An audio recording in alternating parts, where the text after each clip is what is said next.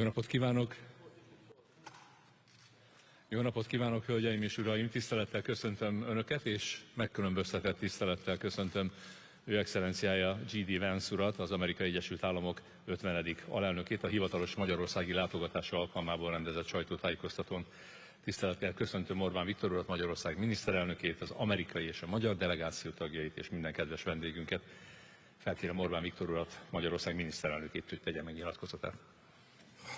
Jó napot kívánok, hölgyeim és uraim! Ha megengedik, magyarul fogok beszélni. Tisztelettel és szívből köszöntjük Vance alelnök urat Magyarországon. Alelnök, kedves barátom, alelnök utoljára 35 éve járt utoljára Magyarországon, és 20 éve nem volt ilyen magasrangú vendégünk az Egyesült Államokból. 20 év barátok között azért hosszú idő. Trump elnök úr megválasztásával egy aranykor köszöntött be kapcsolatainkban. Mint most számba vettük, 2025 a rekordok éve volt a gazdasági együttműködésben. 26-os év is lendületes, 50%-kal nőtt a kereskedelmi forgalom, és márciusban 6 amerikai cég jelentett be jelentős magyarországi beruházásokat, több mint 100 milliárd forint értékben. És a mai napon megerősítettük a stratégiai szintet elért együttműködésünket az űripari és védelmi területeken is. A Trump elnök úrnak és Vance alelnök úrnak köszönjük, hogy az elmúlt években kiálltak Magyarország mellett, és ma is ezt teszik. Az Egyesült Államok a világ legerősebb országa, és örömmel mondhatom, hogy ők ma a szövetségeseink. Magyarország békéje és biztonsága így garantált. Hölgyeim és uraim, arról is beszéltünk, hogy Európa minden idők legsúlyosabb energiaválsága felé halad. Drasztikus áremelkedéseket látunk, és ha időben nem lépünk, akkor energia, olaj és gázhiány alakulhat ki. És ebben a helyzetben különösen is fontos az amerikai-magyar energetikai együttműködés, amely nélkül nem tudnánk Magyarország energiabiztonságát garantálni, és a rezsicsökkentést sem lehetne megvédeni. Beszéltünk az Egyesült Államok béke erőfeszítéseiről. Magyarország mindig is támogatta az Egyesült Államokat és Donald Trump elnök urat e tekintetben.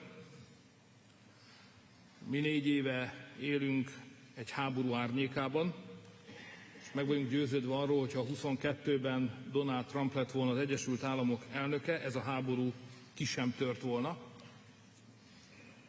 És hogyha az európaiak, még pontosabban Brüsszel nem akadályozná az elnök béketörekvéseit, már régen béke lehetne Ukrajnában. Alelnök úrnak arról is beszéltem, hogy Magyarországon egy szokatlanul durva és nyílt külföldi titkosszolgálati beavatkozás zajlik a választási folyamatokba. Ennek fényében különösen nagyra értékeljük és üdvözöljük az Egyesült Államok elnökének döntéseit, amelyekkel megszüntette az amerikai pénzügyi beavatkozást más országok politikai folyamataiba. És ami miatt már régóta vártam erre a találkozóra, és hálás vagyok, hogy létrejöhetett, hogy az alelnök úrral áttekinthettük a nyugati civilizáció nagy kérdéseit is.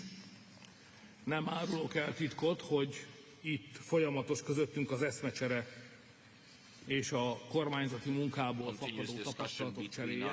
An exchange of experiences related Különösen to 4 government területen: a work, migráció, especially in 4 areas. a gender 1, ideológia, migration; number 2, gender ideology; number 3, family policy; and number 4, global Itt security. ugyanis Magyarország komoly Because in these tapasztalatokkal areas, és fields, kiterjedt Hungary has közép-európai amassed és substantial balkáni experiences kapcsolatrendszerrel and quite an rendelkezik. extended network of Arra contacts jutottunk a mai in megbeszélés Eastern eredményeképpen, Europe and the hogy Balkans. And as a result az of our discussions today, együttműködésünknek a we have folytatása agreed mindkét that fél érdeke, it és is a in the stratégiai interest of both parties to együttműködés a két continue ország this között cooperation, a and that the jövőben strategic folyamatos lesz, cooperation és a between the two jövőben countries is is going to be fennmarad. continuous and Hálás will szívvel köszönöm az be alelnök úrnak, hogy continued. megtisztelt bennünket. Thank you very much for honoring us with your presence, for coming to Hungary. Miniszterelnök úr, köszönöm szépen, most Prime pedig Minister, thank you very much. JD And Vance now urat, az I Amerikai ask Egyesült Államok JD 50. Vance alelnökét, hogy tegye meg to nyilatkozatot. deliver his statement. Well, thank you, Prime Minister, first of all, and thanks to the people of Hungary for welcoming me. This is a beautiful city, a city that I've been to once before on a personal trip probably 5 or 6 years ago. And I remember the first time that I came to this beautiful country, my wife was about 20 weeks pregnant with our second child. And now we've come back to Budapest, and my wife is 20 weeks pregnant with our fourth child. So there's an interesting way in which our trips to Hungary have rhymed. I also want to thank the President of the United States, who of course is a dear friend of Prime Minister Orbán and a very strident supporter of Prime Minister Orbán, because together the President of the United States and the Prime Minister of Hungary have been able to do amazing things. And we're here because we want to celebrate those amazing things. We want to build upon those amazing things. And of course, I want to help as much as I possibly can the Prime Minister as he faces this election season, which I believe is happening in just about a week, the election to elect the next Prime Minister of Hungary. Now, I don't expect, of course, the people of Hungary to listen to the Vice President of the United States. That's not primarily why I'm here.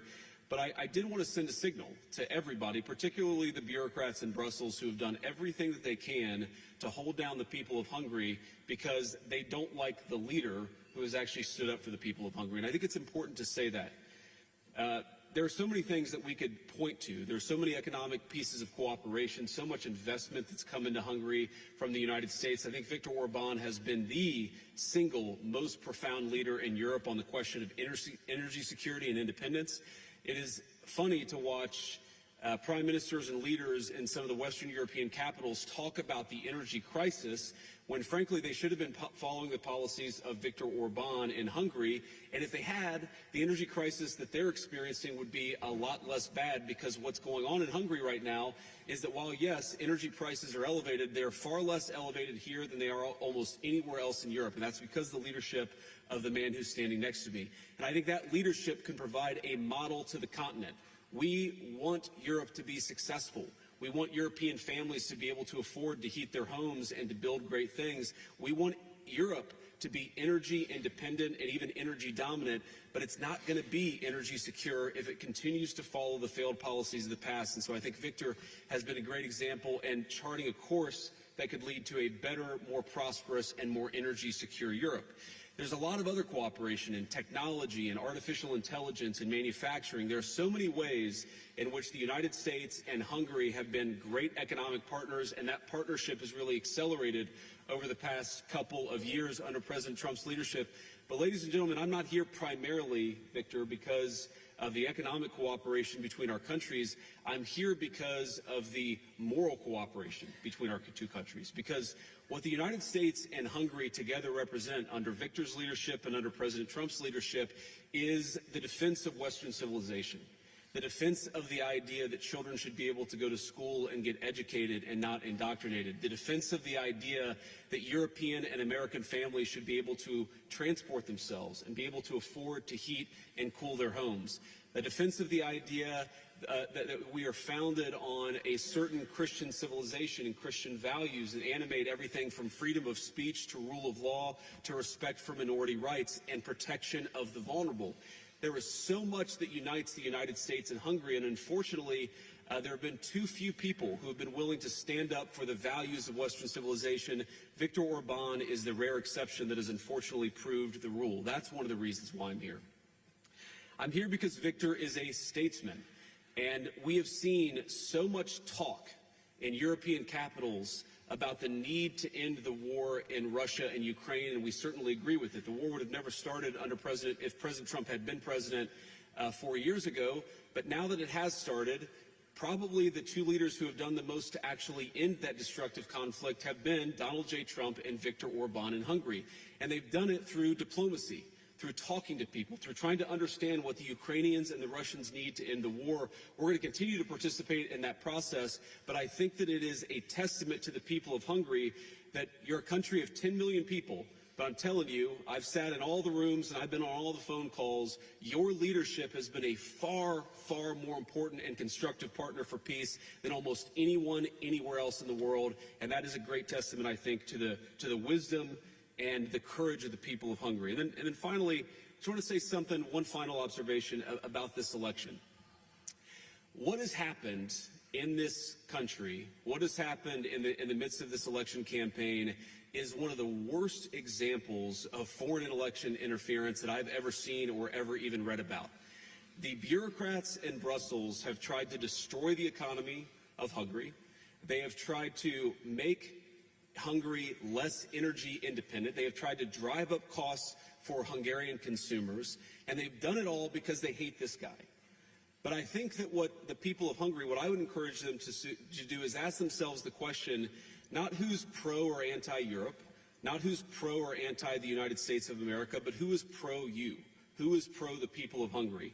In my experience, I've seen a guy who has ferociously advocated for the interests of Hungary. I'm here to help him in this campaign cycle, and yet when I sat down with Viktor, we didn't talk about politics. We talked about Here are 5 things that we need, that the Hungarian people need from the United States in order to further our partnership and in order to achieve prosperity. That's the kind of leadership that is needed. And on everything from digital censorship, why are bureaucrats in Brussels telling social media companies what information they're giving to Hungarian voters? I think the voters of Hungary are adults. They are sovereign in their own country, and they should be able to look at whatever information they would like to about the election without somebody in a faraway capital treating them like children.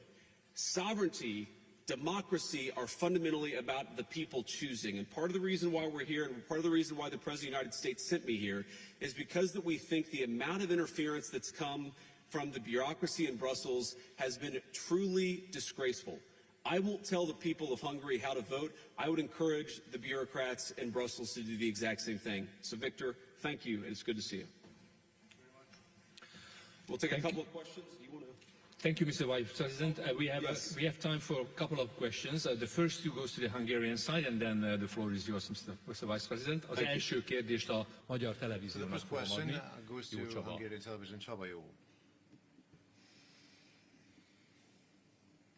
Köszönöm szépen, jó napot kívánok! Nem állnék fel a kamerák miatt, elnézést kérek. 2 kérdésem lenne, az egyik a miniszterelnök úrhoz, a másik pedig az alelnök úrhoz. A miniszterelnök úrtól azt kérdezném, hogy szóba kerültek a tárgyaláson az orosz-ukrán háború befejezésének lehetőségei, vannak fejlemények. Az alelnök úrtól pedig azt kérdezném, hogy azt kérném, hogy kommentálja Zelenszky elnök úr fenyegetéseit, amit Magyarország, illetve személyesen Orbán Viktor miniszterelnök felé intézett.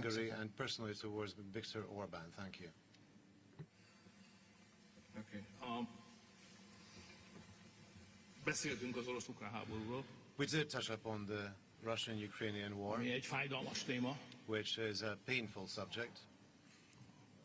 Végül is 2 keresztény ország háborújáról We're talking beszélünk. about a war waged between 2 Christian countries, Rásul Európa területén. moreover in the territory of Europe. Tehát ez a 2 mondat, ez So these 2 megadja ennek a háborúnak a sentences komolyságát. actually set out how serious this war is. És én mindig is And nagyra I becsültem az Egyesült have Államok elnökét, always hogy az really első looked pillanattól up kezdve, on már the a mostani President of elnökhöz, the United States, I'm talking Az about the első current pillanattól president, kezdve obviously, that from the first ezt moment a 2 dimenziót onward, tartotta a he legfontosabbnak. regarded these 2 dimensions as Európában most 2 important. In Europe, ortodox, mélyen 2 keresztény ország között Orthodox, deeply zajlik egy háború, Christian amelyben countries are waging a 10,000-ezrével war where esnek el, és tens and válnak hundreds of hadvileg thousands of Ez egy people olyan szörnyűség, aminek and become injured for life. minden This eszközzel is megállt kell parancsolni.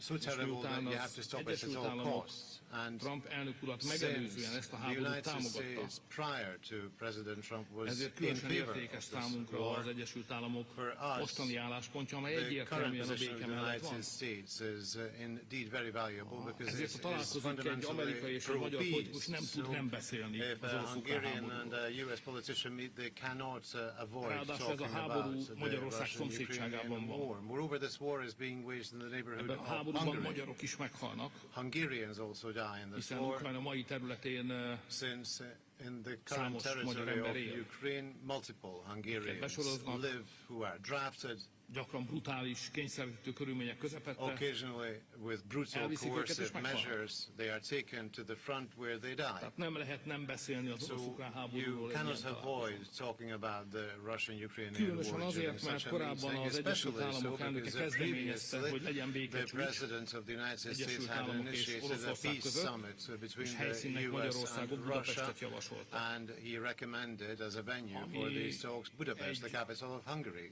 Szinte which egyetlen lehetséges európai is helyszín. the perhaps only possible És venue Magyarország erre in igent Europe, mondott, and sőt Hungary ennek agreed a to that. békecsúcsnak a körülményeit, In fact, kell mondom, hogy technikai előkészítésének I szintjéig, must say that mind up az to the Egyesült level of Államok, the mind pedig technical Oroszország preparation elnökével of this megtárgyaltuk. meeting we negotiated on Magyarország those most with is both the készen President áll of the arra, United States and the President of hogyha Russia, and Hungary remains az Egyesült ready. Államok és az oroszok úgy gondolják, So that hogy if kettőjük the között US egy and Russia békecsúcsra van believe szükség, that akkor a peace Budapest ennek a summit is required találkozónak between the two of továbbra is them, örömmel then ad Budapest helyszínt és will be happy to rendelkezésre. provide itself as a venue for that meeting. And we are available. Ennyit tudok mondani ennek. And that's all I can say to you. Thank you for your willingness to host. And just to answer your question, so I'm not aware of President Zelensky threatening Viktor Orbán. I know that there have been a lot of people who have threatened Viktor and have frankly not just threatened the people of Hungary, but have actually tried to exact costs on the people of Hungary because their leadership has been one of the few that's been wise and smart about the conflict between Russia and Ukraine. Now look, you don't have to defend the morality of the war. I think Viktor has. I certainly have. The President of the United States has condemned the invasion. We don't like the war. We want it to stop. That's not the question. The question is, how do you make it stop? And the answer is not by politicians who stand at microphones and beat their chests and act tough when somebody else's children are going off to fight in a conflict. You do it through sustained diplomacy. And so I'd ask the people of Hungary, and not just Hungary, but the people all across Europe, what is the alternative to peace? Is it to continue feeding young men into this terrible, terrible war, to continue this completely ridiculous cycle of violence, or is it to get serious about diplomacy? Is it to continue to have skyrocketing energy prices to the point where European economies are on the verge of collapse, or is it to sit down and get serious about a peaceful resolution? The reason the President of the United States has been so dedicated about this is not because it affects us as personally as it does the people of Hungary or Europe. In fact, we're much more insulated, as all of you know, from what's going on in Russia and Ukraine than most countries anywhere else in the world. The President has asked us to work so diligently on it because he knows that it's bad. It's bad for commerce, it's bad for morality, it's bad for human life. We need to actually engage in some real diplomacy. Viktor has been better at anybody at helping us understand what is it the Ukrainians need and what is it that the Russians need in order to achieve peace. We're going to keep on working on that process. As you've all heard the President say, this war has been the hardest of all the wars that he's worked on to solve, but we're going to keep on working at it. The President has ordered us to keep on working at it, but we need people. We need people in Europe who understand the stakes and understand how to get this negotiation done. Viktor's been a great part of it, which is why the President asked him about the Budapest summit, because I think we're ever going to get these leaders together, this is the perfect place to do it, a place of real statesmanship, a place that has shown itself very willing to be a positive force for peace.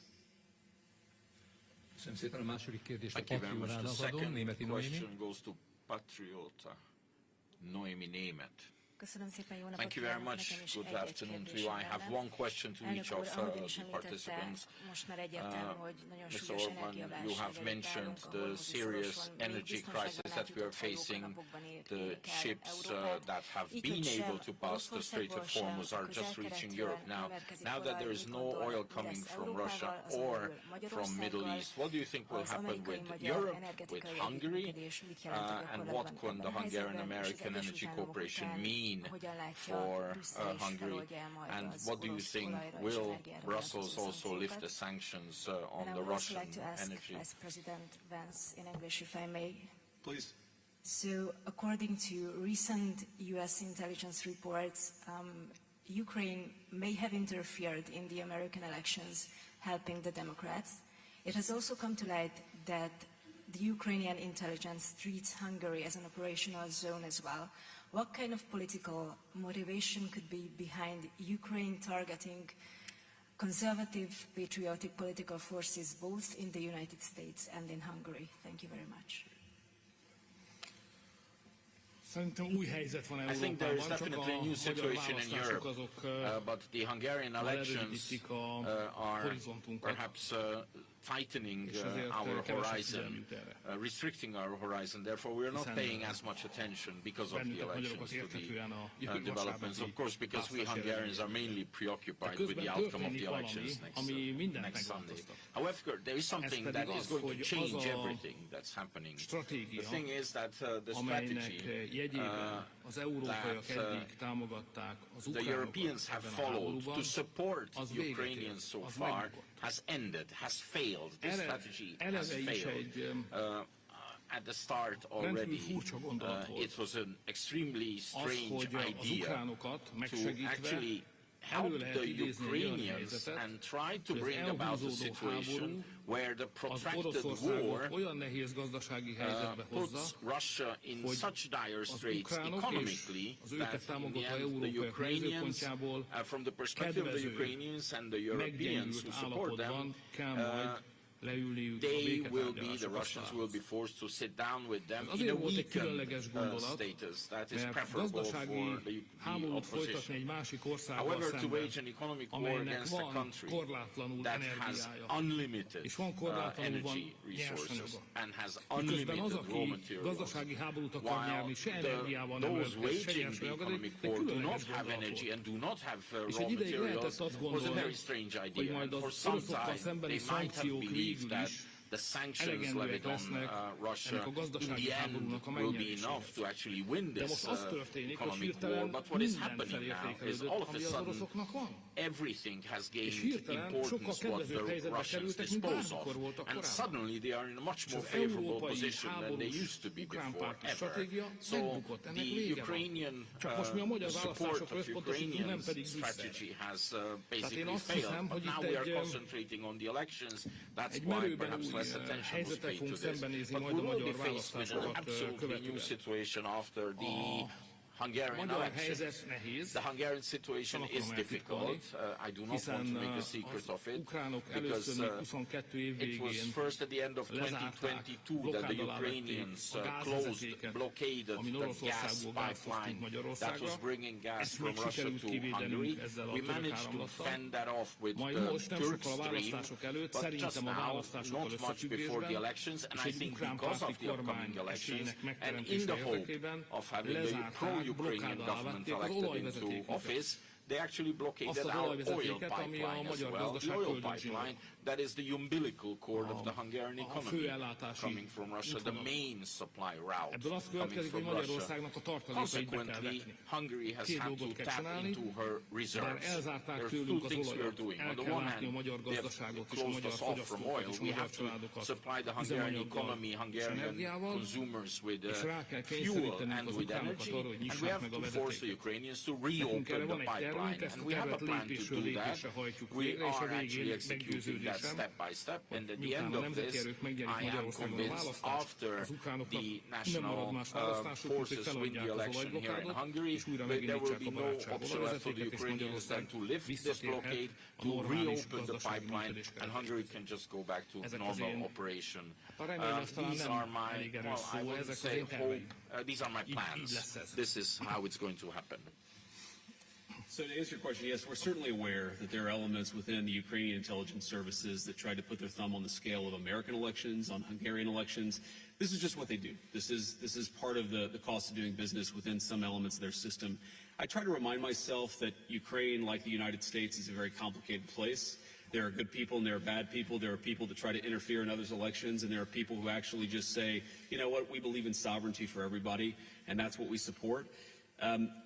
For example, there were people in the Ukrainian system who were campaigning with Democrats literally in the weeks before the presidential election where Donald Trump won very comfortably in November of 2024. So I'm aware of that stuff, but, I don't think Viktor lets that stuff get to him. I don't let that stuff get to me. We're here to try to solve the problems for the people that we represent. And whatever certain elements within the Ukrainian system think about me or think about anybody else, I really believe it's in the best interest of Ukraine, the best interest of Europe and Hungary, the best interest of the United States for this war to come to as rapid of a close as possible. This is the seeds of this war, the seeds of this conflict were actually planted well before the fighting started. And they were planted when European leaders decided that they were going to go so deep into a particular energy economy that they were going to cut themselves off from oil and natural gas that came from the East. That was a huge mistake then, and it's obvious that it's a huge mistake now. And it's funny when I hear people accuse, my president, for example, of being pro-Russia. My president has done more to help Europe out with energy and liquid natural gas than anybody in the world, which weakens Russia. Because we would love our allies and our friends to pursue smart energy policies so their consumers can pay less money, but also when, God forbid, there's a conflict, they can rely on us rather than another country for the energy that they need. So it's so funny to me that very often the very people who accuse this or that leader of being pro-Russia are the very people who created an energy-weak economy in Europe to begin with, and that has done more than anything to make Ukraine weak and Russia strong. We just want the killing to stop. We want to get back to commerce. We recognize there's a lot of difficult issues, but the way to solve those issues is to talk to one another and to actually engage in the hard work of diplomacy. And Mr. Vice President, 2 questions. It's your call, please. Sure. So I want to call on a couple members of my pool because they traveled all night and are here with us. So let's start with Natalie at the Washington Post. Thank you, Mr. Vice President. The clock is ticking to tonight when the deadline looms for avoiding bombing infrastructure in Iran to the Stone Ages, as the President has said. Do you have any new information to believe that a deal can be reached by then? And secondly, there's been some rhetoric from this administration, your administration, about this war, God supporting the United States in this war and the strikes against Iran being part of God's will. Do you agree with that? And what do you make of the idea that God is on the side of the U.S. in these strikes? Well, so you asked if there's new information, and I don't, unless I have a text message from Steve. I do have a text message from Steve Witkoff. Wouldn't you like to know the subject of this message? But no, I need to read it first before I talk about it. But here's what time is it in the United States right now? Okay, that makes sense. All right. Okay, so Natalie, on this question of the deal, I really think there are 2 pathways. The President's been very clear about this. There are 2 pathways that this thing is ultimately going to end. First of all, the United States has largely accomplished its military objectives. There are still some things that we'd like to do, for example, on Iranian ability to manufacture weapons that we'd like to do a little bit more work on militarily. But fundamentally, the military objectives of the United States have been completed. So that means, as the President has said, very shortly this war is going to conclude.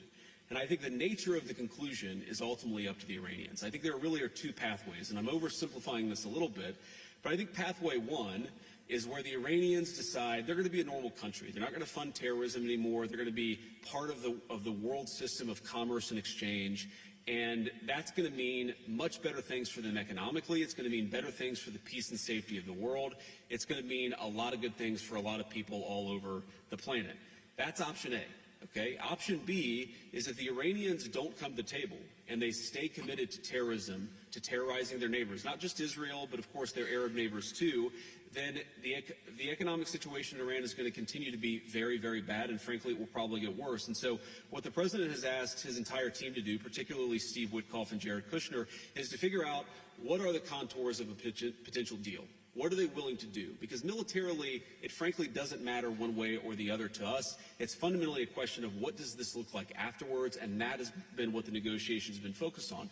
And the President's also been very clear that while the Iranians are trying to exact as much economic costs through the Straits of Hormuz, the United States has the ability to extract much greater economic costs on Iran than Iran has on an ability to extract costs on us or on our friends in the world. So I hope that they're smart. The President has set a deadline for about 12 hours from now in the United States. We're going to find out, but there's going to be a lot of negotiation between now and then, and I'm hopeful that it gets to a good resolution. The second question you asked about, is God on our side? Is God on, whose side? I think my attitude towards military conflict has always been to pray that we're on God's side. And my own view is that we're doing this for the right reasons. We're doing this because we don't want a regime that is committed acts of terrorism to have it the world's most dangerous weapon, because that would mean a lot of innocent people dead. I certainly hope that God agrees with the decision that Iran shouldn't have a nuclear weapon, but I'll keep praying about it. And if he gives me a good answer, you'll be the first to know, Natalie. Next question. Let's see. I think we have Reuters and AP. Let's do Reuters. Okay, good. I checked my earpiece to see if somebody in my staff would tell me who I should call on, but nobody answered. This is just Hungarian, so go ahead. Thank you, Mr. Vice President. This is Sunayra Pamuk from Reuters. I have a couple of questions. I do think you have to read that text because we have reporting that the United States is striking some targets in Kharg Island. You did say that the military objectives of this war have been achieved. So could you help us understand why the President is still threatening to attack every bridge and every power plant in Iran? You also said that this will wrap up soon, but yesterday in his press conference, when he was asked about a timeline, he did not give a specific timeline, and he had said 4 to 6 weeks, and we're now in week 6. Do you have a specific timeline? Excuse me, these are spontaneous questions. That's a lot of questions. Okay, I'll stop. I mean, the Hungary question is this. If Prime Minister Orban loses, does the United States commit to working with the new leader? Will you have a golden age relationship with the new leader? Thank you so much. Well, of course, we're going to work with whoever wins the Hungarian election because we love the people of Hungary and it's an important relationship. But Viktor Orban is going to win the next election in Hungary, so I feel very confident about that and about our continued positive relationship. Viktor, is that right? That's the plan. Okay, all right. So you asked about Kharg Island.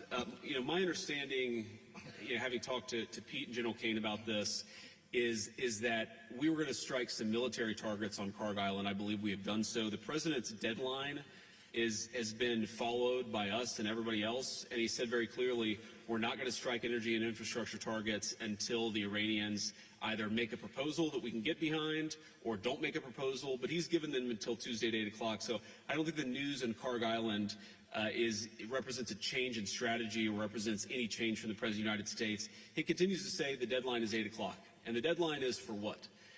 Fundamentally, what Iran is trying to do, because they've been defeated militarily, is they're trying to extract as much economic pain on the world as possible. And the President of the United States is a man who recognizes leverage, that if the Iranians want to exact a certain amount of pain, the United States has the ability to exact much, much greater pain. The President doesn't want to do that.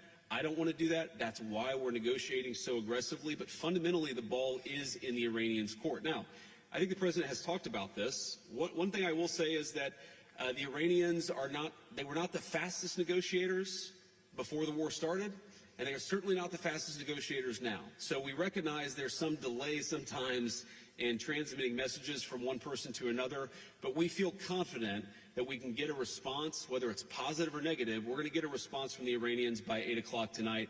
I hope they make the right response, because what we really want is we want a world where oil and gas is flowing freely, where people can afford to heat their homes and cool their homes, where people can afford to transport themselves to work.